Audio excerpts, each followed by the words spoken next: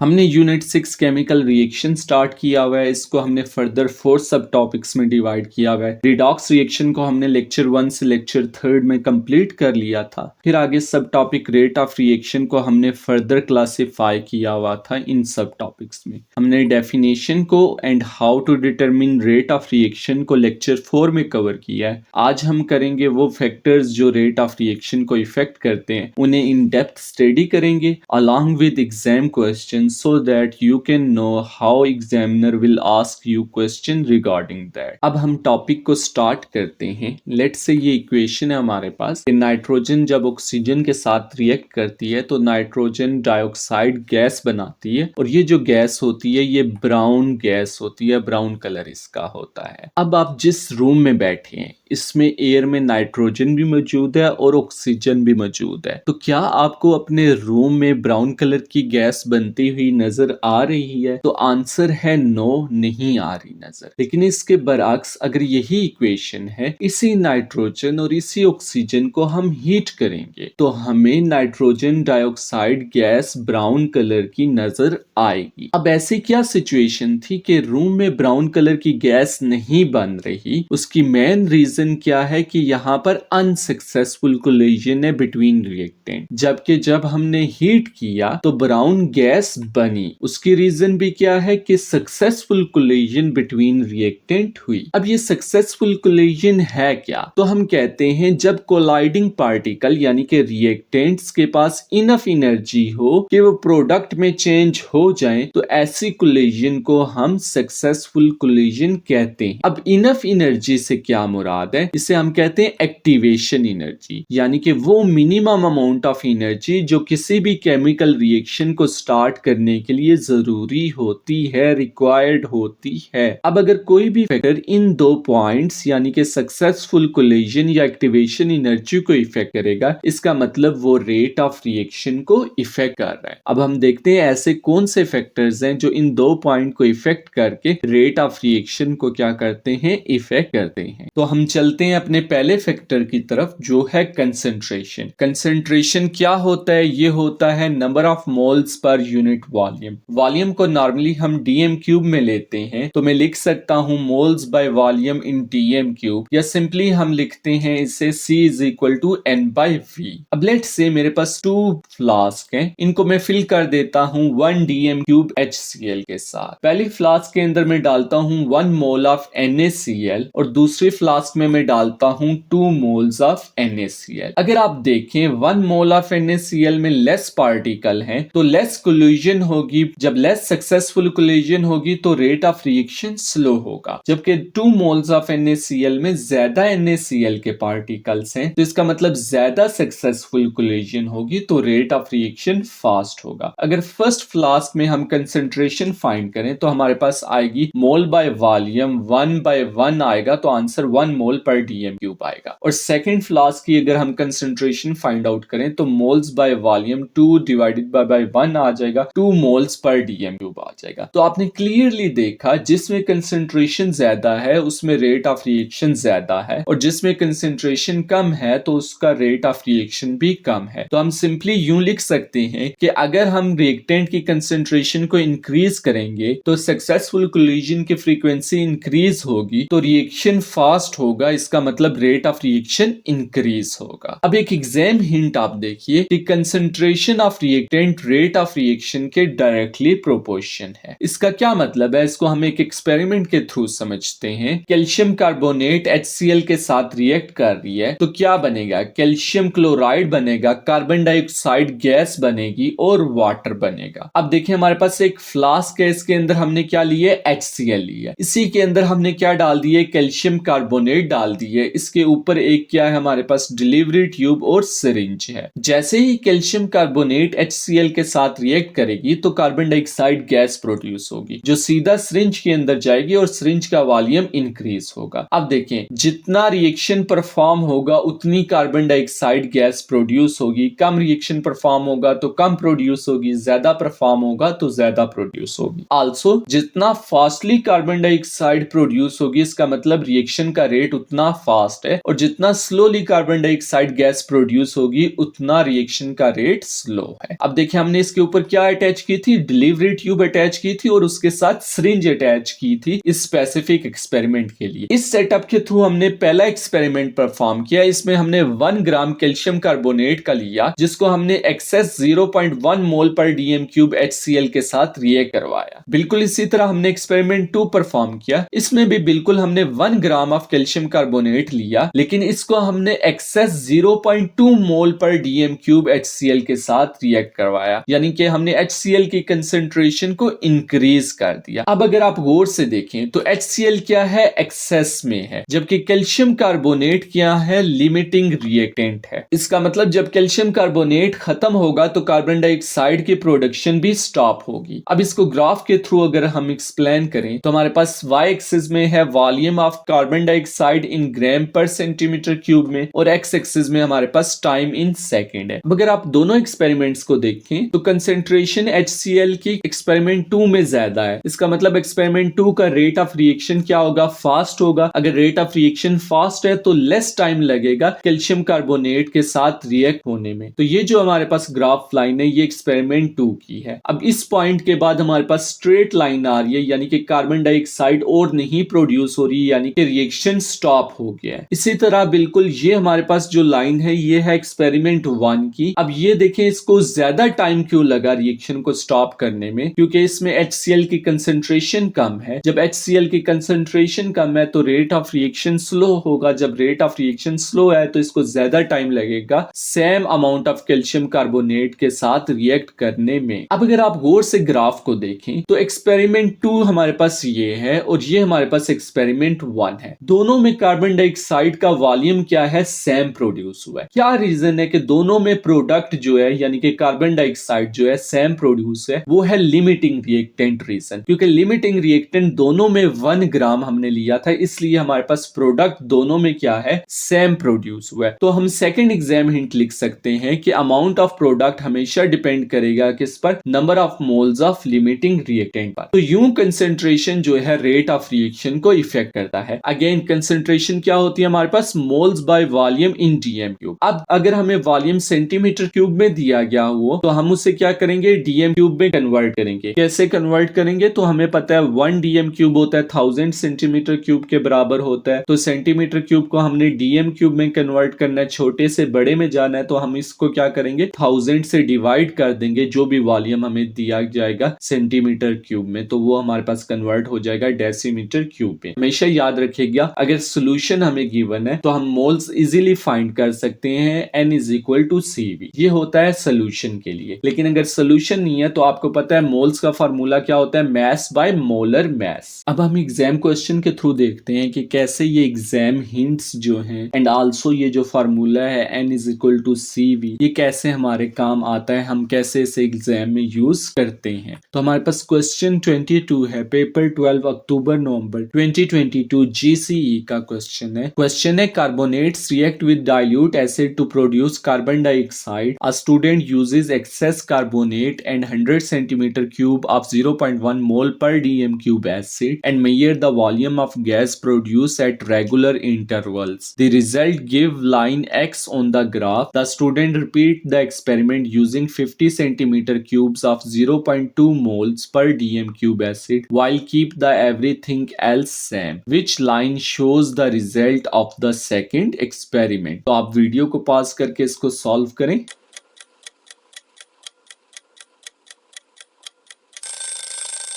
अगर आप क्वेश्चन को देखेंगे तो हमारे पास है एक्सेस कार्बोनेट, यानी कि कार्बोनेट हमारे पास क्या है, एक्सेस रिएक्टेंट है। तो फिर हमारे पास एसिड जो है डाइल्यूट वो लिमिटिंग रिएक्टेंट है, और एक्सपेरिमेंट 1 की लाइन हमारे पास क्या है, एक्स है। तो ये हमारे पास जो लाइन है एक्स वाली, ये एक्सपेरिमेंट 1 की है। अब हमने बताना है कि एक्सपेरिमेंट सेकंड की कौन सी लाइन होगी। तो हमें पता है ये हमारे पास क्या है, कंसेंट्रेशन, और कंसेंट्रेशन क्या होता है, डायरेक्टली प्रोपोर्शन होता है रेट ऑफ रिएक्शन के। अब देखें एक्सपेरिमेंट 2 की कंसेंट्रेशन कंसेंट्रेशन ज्यादा है, इसका मतलब रेट ऑफ रिएक्शन एक्सपेरिमेंट 2 का क्या होगा, ज्यादा होगा। अगर एक्सपेरिमेंट 2 का ज्यादा है रेट ऑफ रिएक्शन, तो कम टाइम में वो ज्यादा वॉल्यूम ऑफ गैस प्रोड्यूस करेगा। तो हम कैसे डिटरमिन करेंगे कि किसका रेट ऑफ रिएक्शन ज्यादा है? तो हम किसी भी स्पेसिफिक इंटरवल पे स्केल से स्ट्रेट लाइन लगा देंगे। लेट्स से मैंने 10 सेकेंड पे लाइन लगाई, तो ये हमारे पास जो पॉइंट है ऑरेंज वाला, ये तो हमारे पास एक्सपेरिमेंट 1 का है। अब एक्सपेरिमेंट 1 से ज्यादा हमारे पास कंसेंट्रेशन है एक्सपेरिमेंट 2 के HCl की, तो इसका मतलब इसका रेट ऑफ रिएक्शन ज्यादा होगा, तो ये ज्यादा वॉल्यूम ऑफ गैस प्रोड्यूस करेगा। अगर ऑप्शन डी को आप देखेंगे तो इसने कम वॉल्यूम ऑफ गैस प्रोड्यूस किया, तो ये हमारे पास रॉन्ग होगा। इसी तरह जो एक्सपेरिमेंट सी है, इसने भी कम वॉल्यूम ऑफ गैस प्रोड्यूस किया देन एक्सपेरिमेंट 1 से, तो ये भी हमारे पास रॉन्ग है। अब हमारे पास जो ज्यादा वाला है वो है ऑप्शन ए और ऑप्शन बी, इन दोनों में से करेक्ट हो सकता है क्योंकि इसका रेट ऑफ रिएक्शन ज्यादा है। अब हम इसमें से कैसे डिटरमिन करेंगे कि कौन सा है? तो हमने सेकंड एग्जाम हिंट पढ़ी थी कि amount of reactant depends on number of moles of limiting reactant. अब अगर आप एक्सपेरिमेंट 1 के देखेंगे तो एक्सपेरिमेंट 1 के हमारे पास है n is equal to CV है। कंसेंट्रेशन एक्सपेरिमेंट 1 की कितनी है? 0.1 मोल पर डीएम क्यूब है, तो 0.1 मल्टीप्लाई बाय 100 सेंटीमीटर क्यूब है। लेकिन हमने किस में कन्वर्ट करने से डेसीमीटर क्यूब में, तो हम डिवाइडेड बाय 1000 कर देंगे, तो हमारे पास आंसर आ जाएगा 0.01 मोल। इसी तरह हम एक्सपेरिमेंट 2 का अगर आप देखेंगे तो n is equal to CV है। एक्सपेरिमेंट 2 में C कितना है? 0.2 मोल है, और V कितना है? 50 सेंटीमीटर क्यूब है। तो 50 सेंटीमीटर क्यूब को हम क्या करेंगे? 1000 से डिवाइड करेंगे ताकि ये डेसीमीटर क्यूब में कन्वर्ट हो जाए। जब आप इसे सॉल्व करेंगे तो आंसर सेम ही आएगा जो कि है 0.01 मोल है। अब देखें एक्सपेरिमेंट 1 और एक्सपेरिमेंट 2 में दोनों में हमारे पास प्रोडक्ट सेम प्रोड्यूस होगी, तो ऑप्शन ए रॉन्ग है क्योंकि इसमें वॉल्यूम ऑफ गैस क्या है? ज्यादा है, तो ये हमारे पास क्या है? रॉन्ग है। ऑप्शन बी हमारे पास करेक्ट है क्योंकि इसमें same amount of volume produce हो रहा है गैस का जो कि एक्सपेरिमेंट 1 का है, तो ऑप्शन बी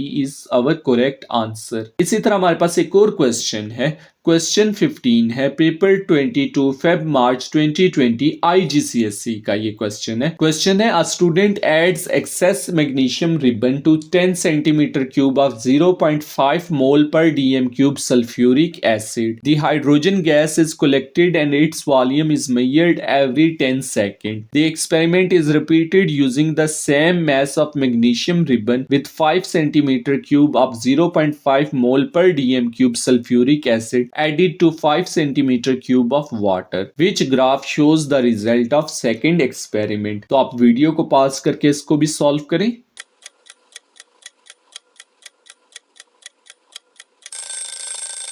अब अगर आप क्वेश्चन को गौर से देखेंगे तो एक्सेस रिएक्टेंट कौन सा है, उसने क्वेश्चन में क्लियरली कहा हुआ है कि एक्सेस मैग्नीशियम रिबन है। तो इसका मतलब क्या है कि सल्फ्यूरिक एसिड एक लिमिटिंग रिएक्टेंट है। और अगर आप सल्फ्यूरिक एसिड की कंसंट्रेशन दोनों एक्सपेरिमेंट में देखेंगे तो आपको लग रहा होगा कि 0.5 मोल पर डीएम क्यूब दोनों में सेम ही तो कंसंट्रेशन है, जबकि ऐसा नहीं है। क्यों? क्योंकि सेकेंड एक्सपेरिमेंट में उसने 5 centimetre cube of water add किया है। जब वाटर उसने ऐड किया है तो सल्फ्यूरिक एसिड की कंसंट्रेशन क्या हो जाएगी? कम हो जाएगी। तो हमें पता है कि कंसंट्रेशन क्या होती है? डायरेक्टली प्रोपोर्शन होती है रेट ऑफ रिएक्शन के। अगर सेकंड एक्सपेरिमेंट की कंसंट्रेशन कम हुई है तो इसका मतलब उसका रेट ऑफ रिएक्शन क्या होगा? कम होगा। रेट ऑफ रिएक्शन कम है तो वॉल्यूम ऑफ हाइड्रोजन गैस जो प्रोड्यूस होगा किसी भी इंस्टेंट पे वो क्या होगा? कम होगा। अब अगर आप ग्राफ को गौर से देखेंगे तो एट 90 सेकेंड किसी भी आप इंस्टेंट पे क्या कर सकते हैं? स्ट्रेट लाइन लगा सकते हैं। मैंने यहाँ 90 पे स्ट्रेट लाइन लगाई है, आप 50 पे लगा लें, जिस मर्जी पे लगा लें। अब 90 सेकंड पे ओरिजिनल एक्सपेरिमेंट में कितनी वॉल्यूम ऑफ गैस प्रोड्यूस हुई है? इतनी प्रोड्यूस हुई है। अब ए और बी क्या है? उसमें 90 सेकंड में ज्यादा वॉल्यूम ऑफ गैस प्रोड्यूस कर रहे हैं, इसका मतलब ये इनका रेट ऑफ रिएक्शन ज्यादा है, जबकि सेकंड एक्सपेरिमेंट का रेट ऑफ रिएक्शन क्या है? कम है। तो ऑप्शन ए एंड बी हमारे पास क्या है? रॉन्ग है। अब सी और डी दोनों का कम है। अब इनमें से कौन है? तो हम एग्जाम हिंट दूसरी जो हमने लेक्चर में डिस्कस की थी उसको यूज करेंगे। वो क्या है कि amount of product depends on number of moles of limiting reactant. हम number of moles limiting reactant के फाइंड करेंगे। एक्सपेरिमेंट 1 को अगर आप देखेंगे तो हमें पता है नंबर ऑफ मोल्स किसके इक्वल होते हैं?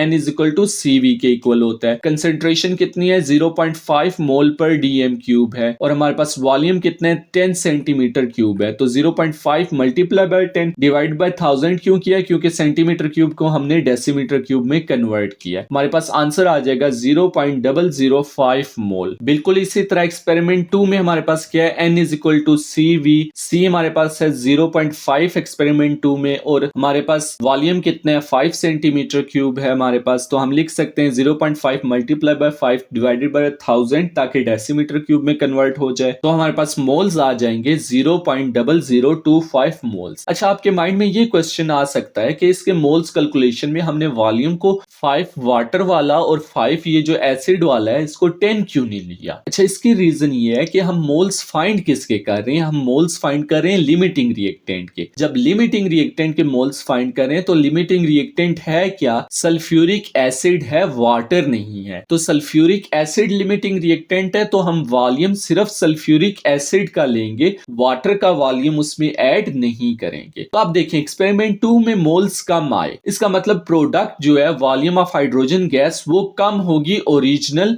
एक्सपेरिमेंट से। तो ऑप्शन सी जो है वो रॉन्ग है क्योंकि इसमें सेम वॉल्यूम प्रोड्यूस हो रहा है। ऑप्शन डी हमारे पास करेक्ट है क्योंकि इसमें वॉल्यूम ऑफ हाइड्रोजन गैस जो है वो कम प्रोड्यूस हो रहा है ओरिजिनल से। अच्छा, कीप इन माइंड ये जो स्ट्रेट लाइन है ये शो करती है कि रिएक्शन स्टॉप हो गया, तो स्ट्रेट लाइन पे जितना वॉल्यूम प्रोड्यूस हुआ होगा उतना टोटल वॉल्यूम रिएक्शन में प्रोड्यूस हुआ होगा। अब हम नेक्स्ट फैक्टर की तरफ चलते हैं जो कि है टेम्परेचर। जब रिएक्शन मिक्सचर का टेम्परेचर इंक्रीज किया जाएगा तो पार्टिकल्स की काइनेटिक एनर्जी इंक्रीज होगी, और हमें पता है कि काइनेटिक एनर्जी होती है हाफ mv²। मैथ तो चेंज होता नहीं है, इसका मतलब स्पीड या वेलोसिटी कह ले वो इंक्रीज होगी। जब वेलोसिटी इंक्रीज होगी तो frequency of successful collision per unit time increase होगी। अगर इफेक्टिव कोलिजन या सक्सेसफुल कोलिजन इंक्रीज हो रही है इसका मतलब रेट ऑफ रिएक्शन भी क्या होगा, इंक्रीज होगा। तो हम कह सकते हैं टेम्परेचर डायरेक्टली प्रोपोर्शन है रेट ऑफ रिएक्शन के। अच्छा, वन मोर इंपॉर्टेंट थिंग कि अगर टेम्परेचर 10 डिग्री सेल्सियस राइज करेगा तो रेट ऑफ रिएक्शन डबल हो जाएगा। मीनिंग अगर टेम्परेचर 25 डिग्री सेल्सियस से 35 डिग्री सेल्सियस इंक्रीज होता है तो रेट ऑफ रिएक्शन क्या होगा, let's say rate of reaction है 2 सेंटीमीटर क्यूब पर सेकेंड, तो ये डबल हो जाएगा यानी कि rate of reaction 4 centimetre cube पर सेकेंड हो जाएगा। कुछ इंपॉर्टेंट एग्जाम हिंट्स हैं। सबसे पहली ये कि कंसंट्रेशन के इंक्रीज या डिक्रीज से पार्टिकल की एनर्जी पे कोई इफेक्ट नहीं होता, लेकिन अगर हम टेम्परेचर को इंक्रीज करेंगे तो पार्टिकल की एनर्जी इंक्रीज होगी एंड वाइस वर्सा, यानी कि टेम्परेचर को अगर हम डिक्रीज करेंगे तो पार्टिकल की एनर्जी डिक्रीज होगी। इसका हरगिज ये मतलब नहीं है कि एक्टिवेशन एनर्जी इंक्रीज होगी या डिक्रीज होगी। याद रखिएगा कि टेम्परेचर का एक्टिवेशन एनर्जी पे कोई इफेक्ट नहीं होता, एक्टिवेशन एनर्जी जितनी है उतनी रहेगी। अलबत्ता जब हम टेम्परेचर इंक्रीज करते हैं तो पार्टिकल्स की एनर्जी इंक्रीज होती है। तो अगर टेम्परेचर इंक्रीज हो रहा है तो ज्यादा मॉलिक्यूल की एनर्जी एक्टिवेशन एनर्जी के बराबर होगी या उससे ज्यादा होगी। इसका मीनिंग अगर और आसान तरीके से समझाया जाए तो लेट से मेरे पास एक स्टैंड है, उसके ऊपर बीकर है, बीकर के अंदर मैंने वाटर लिया। अब वाटर बॉयल कब होता है, 100 डिग्री सेल्सियस पे।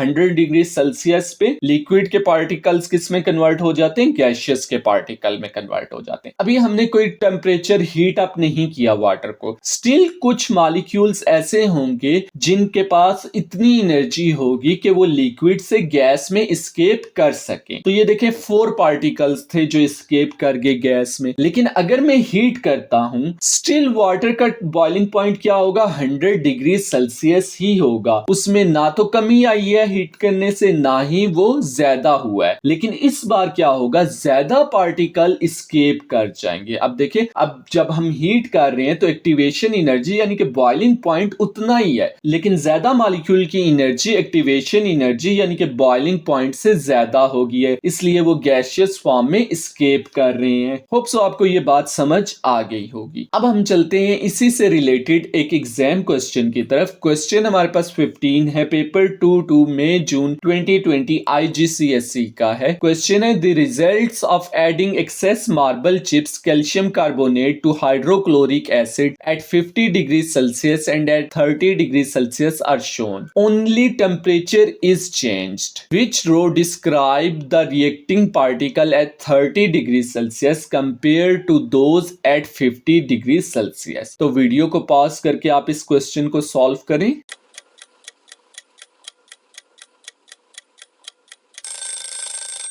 अच्छा, अगर आप क्वेश्चन को गौर से देखेंगे तो वो कह रहे हैं एक्सेस मार्बल चिप्स, इसका मतलब कैल्शियम कार्बोनेट एक्सेस रिएक्टेंट है, और हाइड्रोक्लोरिक एसिड फिर क्या हो जाएगा, लिमिटिंग रिएक्टेंट हो जाएगा। और वो ये कह रहे हैं कि सिर्फ टेम्परेचर चेंज हो रहा है, तो वैसे हमें एक्सेस रिएक्टेंट या लिमिटिंग रिएक्टेंट फाइंड करने की जरूरत नहीं है। अगर सिर्फ टेम्परेचर चेंज हो रहा है तो हमने बताना है reacting particle at 30 degree Celsius. तो देखें 50 डिग्री सेल्सियस के कंपैरिजन में 30 डिग्री सेल्सियस यानी कि टेम्परेचर डिक्रीज हुआ। अगर टेम्परेचर डिक्रीज होगा तो काइनेटिक एनर्जी पार्टिकल की डिक्रीज होगी। अब अगर आप ऑप्शन ए और सी को देखेंगे तो वो कह रहा है कोलिजन एनर्जी हायर है, तो ये बोथ ऑप्शन क्या है, रॉन्ग है। अब देखिए काइनेटिक एनर्जी अगर डिक्रीज कर गई है तो हमें पता है काइनेटिक एनर्जी होती है हाफ mv²। मैस तो चेंज होता नहीं है, इसका मतलब स्पीड यानी कि वेलोसिटी क्या हो रही है, डिक्रीज हो रही है। इसका मतलब जो कोलिजन रेट है वो भी क्या हो जाएगा, कम, क्योंकि वेलोसिटी कम है, पार्टिकल स्लो मूव करेंगे, लेस फ्रीक्वेंट सक्सेसिव कोलिजन या इफेक्टिव कोलिजन होगी। इसका मतलब कोलिजन रेट क्या होगा, लोअर।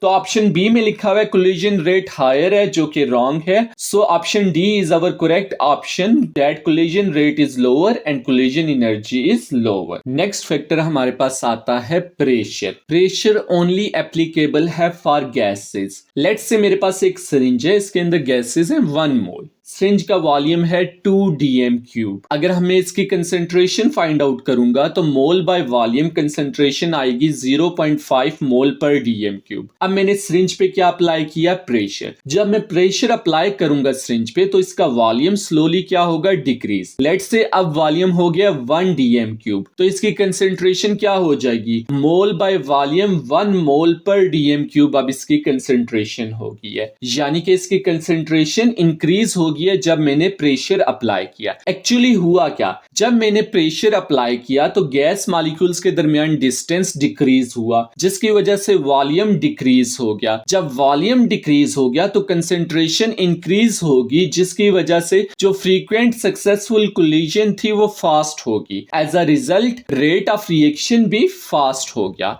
तो इसका मतलब मैं ये कह सकता हूं कि प्रेशर डायरेक्टली प्रोपोर्शन है रेट ऑफ रिएक्शन के। बिल्कुल इसी तरह हमारे पास एक और फैक्टर होता है जिसको हम कहते हैं सरफेस एरिया या पार्टिकल साइज। लेट्स से मेरे पास एक मार्बल चिप है यानी कि कैल्शियम कार्बोनेट है, इस पे आके HCl ने रिएक्ट करना है। HCl कहां पर जाके रिएक्ट कर सकता है, ये जो ग्रे वाले पार्टिकल्स हैं इन पे जाके रिएक्ट कर सकता है, अंदर वाले इंटैक्ट रहेंगे। इसका मतलब ये हुआ जब पार्टिकल साइज क्या होगा, ज्यादा होगा तो सरफेस एरिया क्या होगा, कम होगा। सब्सिक्वेंटली जो कोलिजन है बिटवीन पार्टिकल्स वो क्या होंगी, लेस होंगी। इसके बरक्स अगर मैं इसी मार्बल पीस को छोटे छोटे पीसेस में ब्रेक करूं, अब HCl आके कहां पर कोलाइड करेगा, ये जो ग्रे वाले छोटे छोटे पार्टिकल्स हैं इनको चारों तरफ से वो कोलाइड करेगा। इसका मतलब ये हुआ कि जब पार्टिकल साइज मैंने कम किया तो सरफेस एरिया ज्यादा हो गया, यानी कि ज्यादा HCl के मॉलिक्यूल ज्यादा कैल्शियम कार्बोनेट के मॉलिक्यूल के साथ जाके सक्सेसफुली कोलाइड हुए और रेट ऑफ रिएक्शन क्या हुआ, फास्ट हुआ। मैं ये कह सकता हूं कि जब पार्टिकल साइज डिक्रीज हुआ तो सरफेस एरिया क्या हुआ, इंक्रीज हुआ। एज अ रिजल्ट क्या हुआ, जो सक्सेसफुल कोलिजन थी वो इंक्रीज हुई, जिसकी वजह से रेट ऑफ रिएक्शन भी क्या हुआ, इंक्रीज हुआ।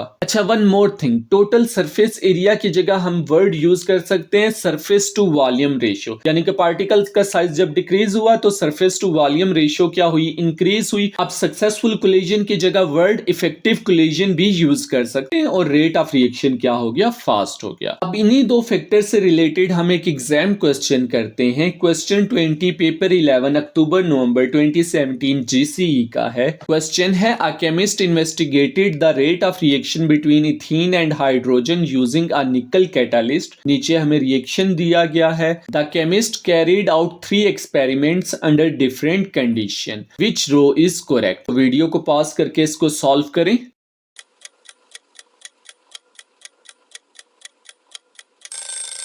कि हमने सबसे पहले कंपैरिजन करना है रेट ऑफ एक्सपेरिमेंट 1 एंड 2 का। ये हमारे पास 1 और 2 है। अगर पार्टिकल साइज कैटालिस्ट का देखेंगे तो दोनों में क्या है, पाउडर है, इसका मतलब पार्टिकल साइज इफेक्ट नहीं करेगा क्योंकि दोनों में सेम है। प्रेशर की तरफ अगर आए तो ये डिफरेंट है, ये इफेक्ट करेगा। और हमने पढ़ा है कि pressure is directly proportion to rate of reaction, lecture में अभी डिस्कस किया है। इसका मतलब 1 का प्रेशर हाई है तो इसका रेट ऑफ रिएक्शन भी क्या होगा, हाई होगा। अगर आप ऑप्शन सी को देखेंगे तो 2 इज ग्रेटर देन 1, ये रॉन्ग है। इसी तरह ऑप्शन डी जो है 2 इज ग्रेटर देन 1, ये भी रॉन्ग है। ए और बी में से हो सकता है जो कि क्या कह रहा है, 1 इज ग्रेटर देन 2। अब सेकंड की तरफ अगर आए तो comparison of the rate of experiment 1 and 3, तो ये हमारे पास 3 है और ये हमारे पास 1 है। इन दोनों का हमने कंपैरिजन करना है। अगर आप प्रेशर दोनों को देखेंगे तो दोनों का सेम है 1 जबकि पार्टिकल साइज डिफरेंट है तो वो इफेक्ट करेगा। हमने पढ़ा था कि पार्टिकल साइज अगर कम होगा तो सरफेस एरिया ज्यादा होगा, यानी सरफेस टू वॉल्यूम रेशियो ज्यादा होगी तो रेट ऑफ रिएक्शन क्या होगा, ज्यादा होगा। अब देखिए एक्सपेरिमेंट 1 में पार्टिकल का साइज कम है क्योंकि पाउडर है। एक्सपेरिमेंट 3 में पार्टिकल का साइज ज्यादा है क्योंकि लार्ज पीसेस है। तो एक्सपेरिमेंट 1 का रेट ऑफ रिएक्शन क्या होगा, फास्ट होगा। तो इसका मतलब जो ऑप्शन बी है एक्सपेरिमेंट 3 इज ग्रेटर देन 1, वो क्या है, रॉन्ग। सो हमारा करेक्ट ऑप्शन क्या होगा,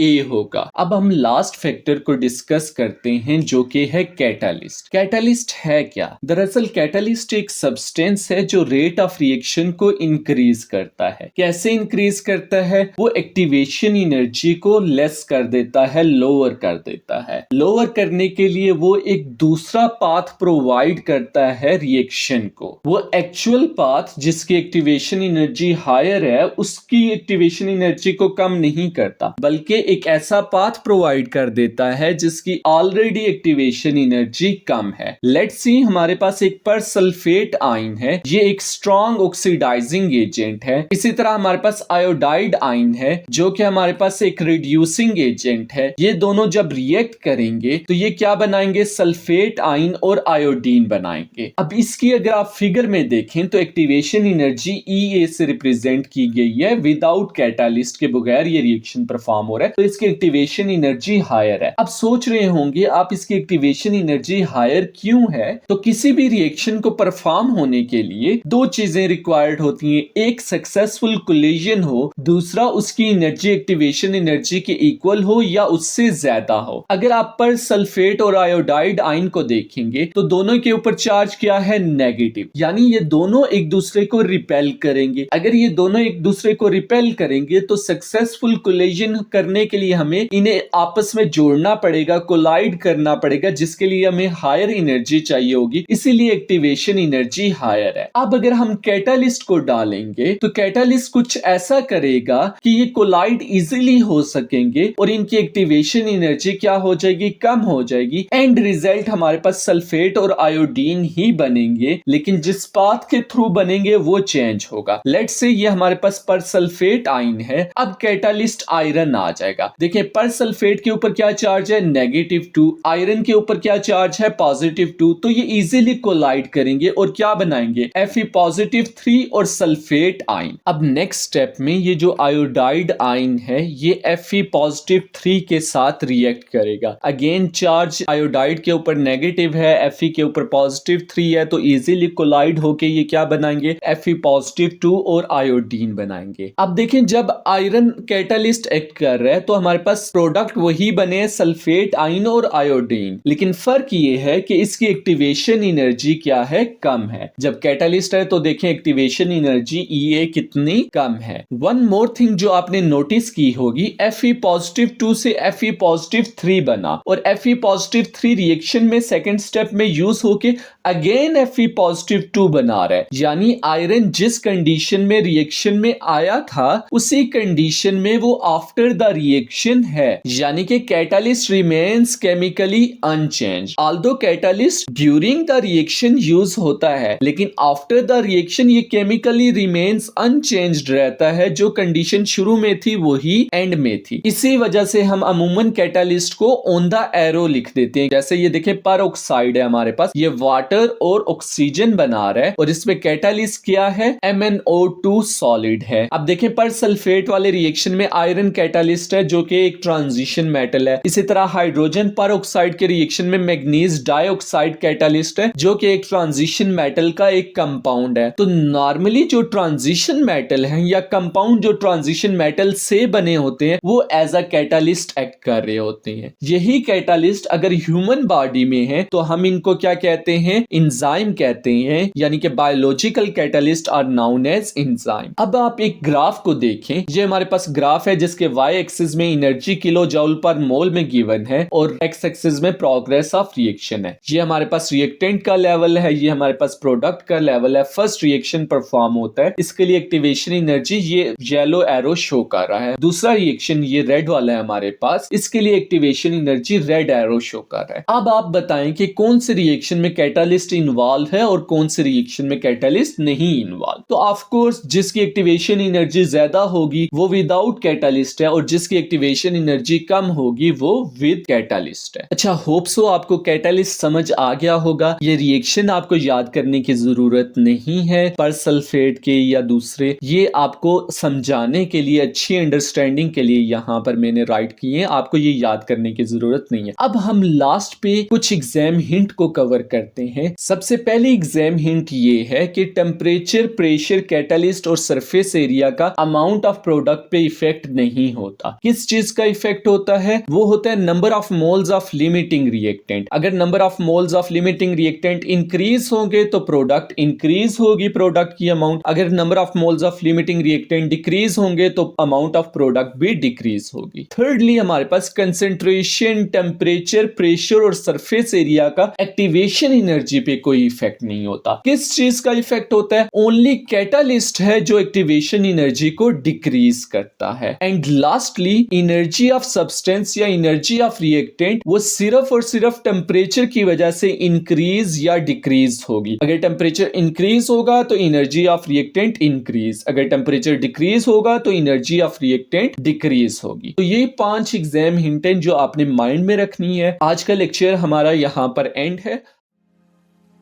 Like, share, and subscribe our channel SKW.